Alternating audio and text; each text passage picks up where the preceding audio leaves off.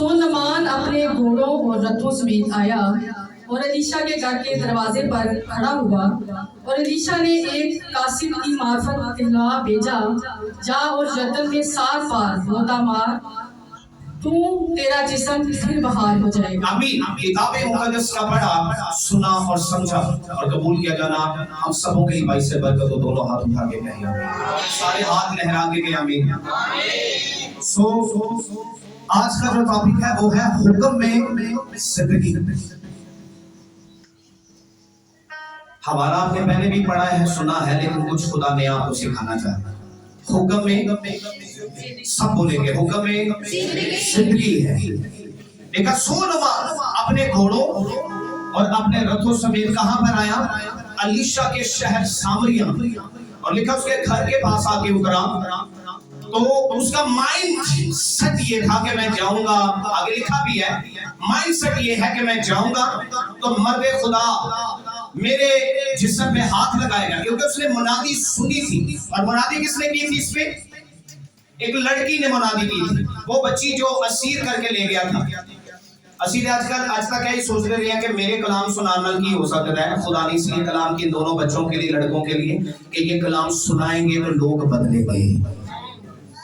इस बच्ची ने मुनादी की नुमान पर कि अगर मेरा आका उस नबी के यहाँ होगा तो ये यकीनन अपने कोड़ से शिफा पाता। कोड़ी एक ऐसे लोग थे, ऐसा मर्ज था कि इतनी जल्दी ये ठीक नहीं होते थे, क्योंकि इन्हें माशरा अलग कर देता था अपने से, बस्ती थी इनकी अलग से, और कहीं भी इन्वेस्टिगेशन करके इन्हें निकाल देते थे। बाल नहीं बना सकते, नहा नहीं सकते, मुंह को ढाकना है, टाल बांधे हुए थे, जहां से गुजरना कोड़ी कोड़ी, नफाक नफाक, बीवी बच्चों से दूर, माशरे से दूर, रिलेटिव से दूर, कचरों से खाना, कई बार कचरों से भी खाना नहीं पड़ता था, इन्हें मिलता ही नहीं था। इतनी बुरी हालत हो जाती है। आप कह लेंगे आज का जो पोल्ट्री नशा करने वाला है ये कोड़ी है, इतनी बुरी हालत, इनसे भी बुरी।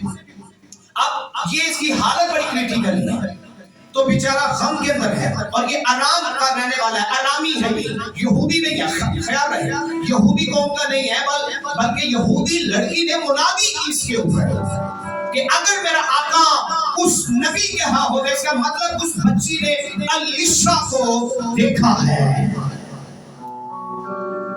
आप कितने लोगों को कहते हैं हमारे चर्च में आए, खुदा को ब्लेस करना? कितने हैं जो हाथ उठाएं, जो कहते हैं कि चर्च में आए? हाथ उठाएं। तो बाकियों को क्या प्रॉब्लम? हम यहाँ 60, 70, 80 लोग हैं। अगर 70, 80 लोग एक एक रूम को भी लाए तो कहां जाएंगे? काउंटिंग करें, एक संडे 2 बढ़ता जाएगा नीचे। ये मैटर नहीं करता कि आप पास्टर हो, ये मैटर नहीं करता था कि ये बच्ची पास्टर है, लेकिन ये ईमानदार थी। बुनियाद देखिए उसकी, यहूदी थी वो, आप तो मसीही है। तो उसने कहा ये उस नबी के यहाँ होता तो यकीनन शिफा पाता। उसका ईमान बन गया। लिखा कि ईमान सुनने से और सुनना मसीह के। तो उसने बाइबल में से सिखाया उसे कि ये वहां होता तो शिफा पाता, क्योंकि वो मर्द खुदा है। लिखा इसने सोना चांदी जोड़े लिए और अपने रथों पर सवार हुआ। और आराम के बादशाह ने सामरिया के बादशाह को खत भी लिख दिया। उन्हें क्या ले, उन्हें नवा मसला बन गया साढ़े लिए, नबी जानकर ना से आ गया साढ़े लिए, मैं कैसे से शिफा दे सकता? तो बादशाह के बस की बात भी नहीं थी। तो मर्द खुदा ने कहा बादशाह खौफ न कराने दे उसे। तो जैसे आया तो उसका माइंड सेट ये था कि मर्द खुदा निकलेगा और मर्द खुदा मेरे जिस्म पे हाथ लगाएगा, जा जा कोड़ा, मैं ठीक हो जाऊंगा। उन्हें कहा जा पाए, अपना कासिद भेजा, सामना भी नहीं किया, सामने भी नहीं आया। उसने मैसेज भेजा अपने कासिद के हाथ, उसने कहा जा उसे जाकर के यरदन में 7 गोते मार। लिखा वो तप गया, उसे गुस्सा आया, वो तहश में आ गया, कहने लगा गोते ही मार के मैं चंगा होना है। तो क्या दमिश के अंदर, क्या मेरे मूर्ख में या वहां दरियाए उबाला, दरियाए फरफर अच्छी नदियां नहीं? यहाँ यरदन में मैंने 7 गोते मारे, वापसी की तैयारी खींचने लगा, लेकिन वहां एक और शख्स ने बोला कि ये भी यहूदी नहीं है, ख्याल रहे, ये अरामी एक इसका कासिद है, नमाम का कासिद है, गैर कौम का शख्स। उसने क्या, अगर आका ये नबी तुझे कोई बड़ा काम करने को कहता तो तू क्या ना कर?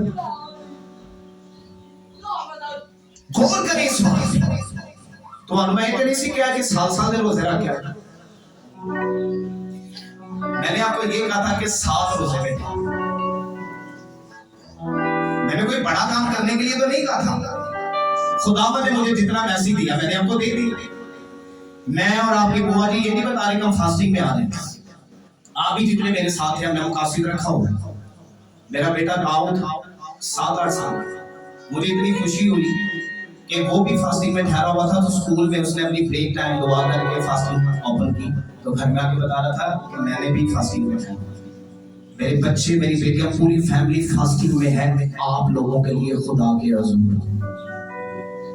तो कलाम में लिखा है जहां 2 या 3 जमा हो मैं वहां, और जब 2 लोग मुतफिक होकर जो कुछ जमीन पर ते जिथे तुसी इतने सारे रोजे सारा चर्चा च रोजे चाहता है कि आज बिल्डिंग ना हिलदी थोड़े ना रहा ना आपके यूनिटी का मतलब आप मेरे साथ यूनिटी में नहीं है। जो आज आए हैं उनका तो चलो ठीक है, लेकिन जिन्हें पिछले संडे बताया गया था कि फास्टिंग में आना है लेकिन वो नहीं है, इसका मतलब कि आप मेरे साथ मुतफिक नहीं है। सुने गौर से, ये कभी भी शिफा ना पाता। तो क्या शिफा गर्दन में थी? और भाई गर्दन में थी तो वो ठीक कह रहा है ना कि मैं नदी की मारने में गोदे में साफ होना है, तो फिर मैं अपनी होते मार लेता। बात शिफा गर्दन में नहीं थी, शिफा हुक्म मानने में थी। नबी ने जो कुछ कहा उसने ना करना चाहा, अबलीस उकसाने लगा के मर जाए कोर्ट से। फिर खुदा के रूह, खुदा किसी का तरफदार नहीं है। वो गधियों को उठा सकता है अपनी मुनादी के लिए, मछलियों को यूज कर सकता है, कीड़ों को यूज कर सकता है। वो किसी को यूज तुसी पावे आकड़ जो के सामने वो के मैं नहीं करता, जा जो कर ले, मैं चट नहीं आता, मेरे आना बिल्डिंग टिक जाएगी ना ना ना। खुदा जानवरों को ले लेगा। खुदा ने बाइबल में लिखा जंग के लिए जदाम को क्या कहा कि ना ले जेड़े कुत्ते हैं वो चपड़ चपड़ पानी पीते हैं, पानी भी तो देखा कभी कुत्ते को, तो इंसान ऐसे पानी पिएगा तो कैसा बुरा लगे। तो खुदा ने कहा नहीं नहीं नहीं कम कर, है सारी जंगी मत पीछे कर, है ना जो कमजोर छोड़। अबलीस हमेशा होशियार लोग लेता है। बाइबल में लिखा है सांप तमाम कुल दस्ती जानवरों से ते साडी शियारी भी कट देना मिनटां च, क्योंकि शैतान फड़ लेता है। ते होशियार आदमी को खुदा नहीं फड़ता। खुदा कमजोरों को लेता है, बेवजूदों को लेता है, जेडे किसी काम दे नहीं, किसी नकारे दे नहीं ना, जिन्हें दुनिया में रद्द करके सुटिया, उन्हें लेता है और उन्हें वो मुकाम देता है कि आप सोच भी नहीं सकते। हालांकि क्या है कि मैं एक बात बता रहा हूँ, ये बड़ी इंटरेस्टिंग बनी है सीखने की, फिर मैं आगे जाऊंगा। अनवर फजल से बड़े ऊपर के लेवल के खादम है। मैं आपको टेस्टिमनी बता देता। ते दूसरे जेडे लेवल के खादम ने ना अनवर फजल को कुछ भी नहीं समझते, कहते हैं यार ये नॉलेज कुछ नहीं। हालांकि मैं भी कल कहता यार इस बंदे के पास नॉलेज नहीं, लेकिन उसकी एक टेस्टिमनी बताने लगा ये सीखने वाली। डॉक्टर लियाकत कैसर साहब एफडीए के एक जबरदस्त खादम है, अच्छे स्पीकर। वो कहता है मैं अमेरिका में चला गया, उसकी शादी भी आपको पता है अमेरिका में, उनकी वाइफ अमेरिका की रहने वाली। तो कहता है मैं वहां चला गया तो एक फैमिली का मैंने दरवाजा वहां पे नॉक किया। उन्होंने कहा जी कौन?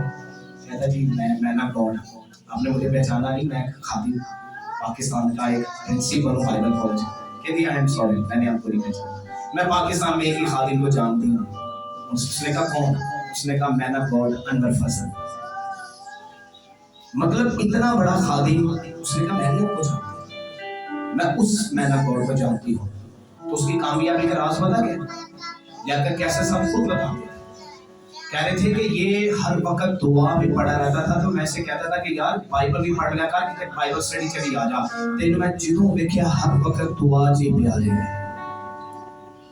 आपके नजदीक दुआ करना, फास्टिंग में रहना बड़ी आम बात है, लेकिन आप कभी भी सोच नहीं सकते कि दुआ और फास्टिंग आपके लिए क्या कर सकती है। वो बरकतें, वो चीजें, वो मुकाम जो आप कई सालों से झाड़ू लगा के खून पसीना बहा के हासिल नहीं कर सकते, वो दुआ रोजा आपको दे सकता है। आप कह रहे हैं कि नहीं नहीं मैं इस काबिल ही नहीं, लेकिन खुदा कह रहा नहीं तू काबिल है। खुदा कह रहा है ताड़े जो सब तो ऐसा कमतर बंदा ने मैं निकया हुआ है, जड़ा सब तो पैड़ा है खुदा की निगाह सुनाओगे।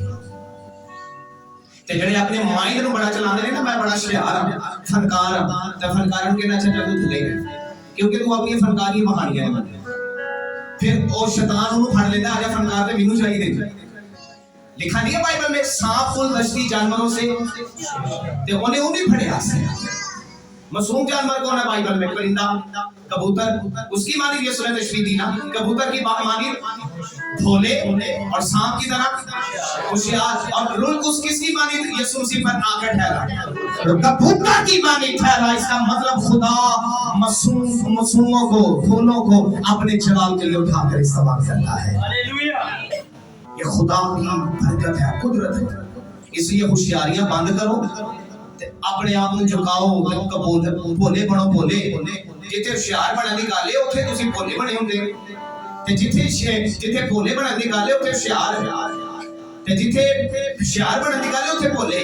ਜਿੱਥੇ ਸ਼ੈਤਾਨ ਆ ਕੇ ਨਜ਼ਰਾਂ 'ਚ ਸਾਡੀ ਤਬਾਹੀ ਲਾ ਛੱਡਦਾ ਹੈ ਬਾਦੀ ਸਾਹਿਬ, ਜੋ ਖੁਸਰੇ ਜਹਾਨ ਦੇ ਲੈਣੇ ਅਸੀਂ, ਜੋ ਜਨਾਬ ਜਹਾਨ ਦੇ ਖੁਸਰੇ ਵੀ ਤੇ ਨਾਲ ਆਪ ਵੀ, ਉੱਥੇ ਅਸੀਂ बड़े होशियार बने होंगे। अच्छा जी चलो फिर नाम ना लिए सारा कुछ, तो भाई ये बाइबल को क्यों बीच में तू घसीट रहा है, क्यों कोस रहा है?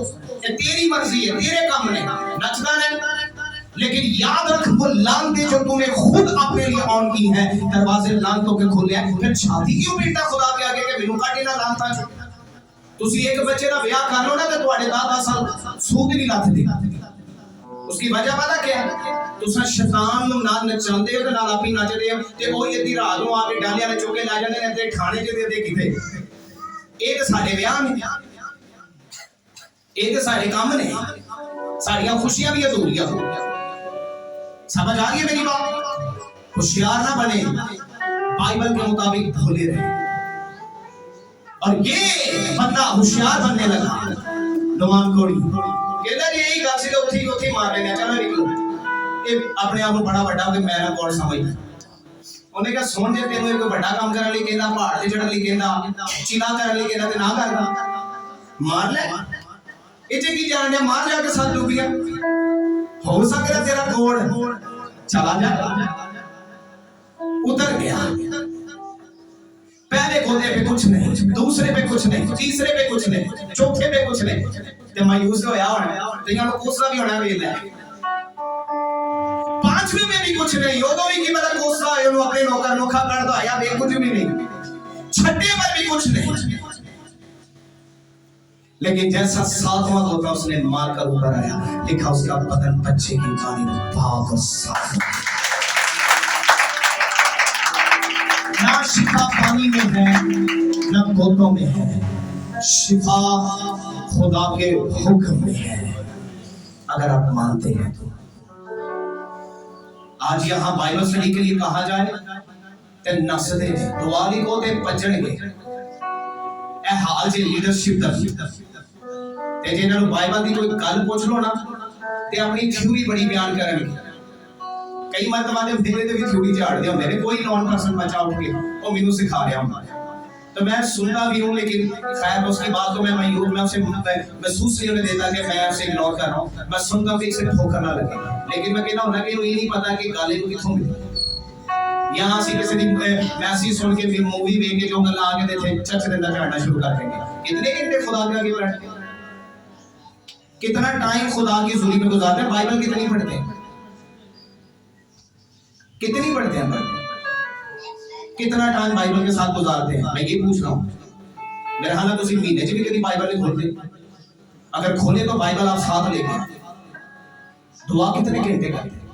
अद्धे घंटे च शैतान ने तुहाडे सोचा लाइयां होंदियां ना, कपड़े भी रहंदे नहीं, भांडे भी रहंदे नहीं, आ भी होना नहीं, आ भी होना नहीं, और निकलण नहीं देते।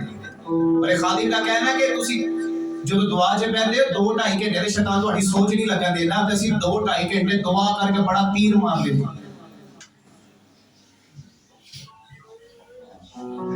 खुदा को समझे, और खुदा को समझने के लिए आपको बाइबल पढ़नी पड़ेगी। लोगों को ना सुनो, लोग तरह तरह की थ्योरी देंगे, खुदा को जानना है। अच्छा अगर बाइबल भी हो खोली जो लोगों को कलाम सुनाना है, क्या हुआ साहब? अपने लिए नहीं खोली, बाइबल खोले अपने लिए।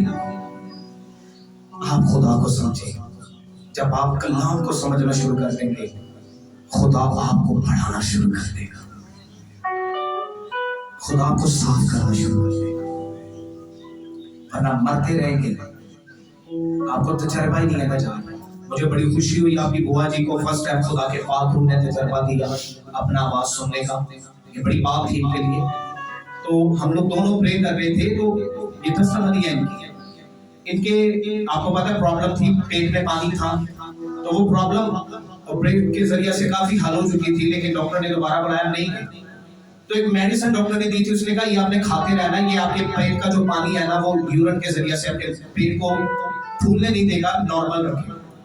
तो 4 दिन से 5 दिन से 7 दिन से उन्होंने मेडिसिन ली थी, 7 दिन से मेडिसिन नहीं ली, वो पेट फूलना शुरू हो गया। हम लोग प्रे कर रहे हैं, तो याद रखिए अब इसको मौका भी नहीं देना किसी भी तरफ से, ताकि वो आप पर हैवी ना हो। प्रे कर रहे हैं तो मैं एकदम से बेसार हो गया, भाई मेडिसिन हमने सारी वो फाइल भी खोली, वहां पे भी लिखी हुई नहीं है, उसका अब नाम भी हमारे माइंड में नहीं है, उसके बाद हमारे पास उसका कोई सबूत भी नहीं है कि किस रैपर भी बच्चों ने फेंक दिया। बड़े परेशान, और ऐसे मेडिसिन भी हम स्टोर पे लेने के लिए चले गए, वो दे भी नहीं रहे थे, वो कहते जी हम नहीं दे। तो एक उम्मीद थी कि हम वापस हॉस्पिटल में जाएंगे, और जिस डॉक्टर ने लिख के दी थी आज से 4, 5, 6 साल पहले, तो फिर उसे ढूंढना पड़ेगा। बड़ा परेशान था, आंसू बहाकर रोकर दुआ करना शुरू कर दी खुदा। एक परेशानी खत्म नहीं हुई, दूसरी तीसरी, क्योंकि इब्लीस चाहता है कि ये इस वक्त मेरे साथ लड़ने के लिए मैदान में उतरा हुआ है, और ये किस लिए उतरा हुआ है कि ये चर्च के लिए उतरा हुआ है कि जो रूह इब्लीस के मुंह में है ये उन्हें लेना चाह रहा है, ये अपनी फैमिली को लेना चाह रहा है, ये बेड़ियों से लोगों को आजाद करवाना चाह रहा है। खुदा की हुजूरी में लोग गुनाहों से निकले, नापाकी से निकले, फास्टिंग रोया के अंदर है, कलाम को समझे, चर्च तरक्की करता जाए। ये तो एक फाइट में मेरे साथ उतरा हुआ है।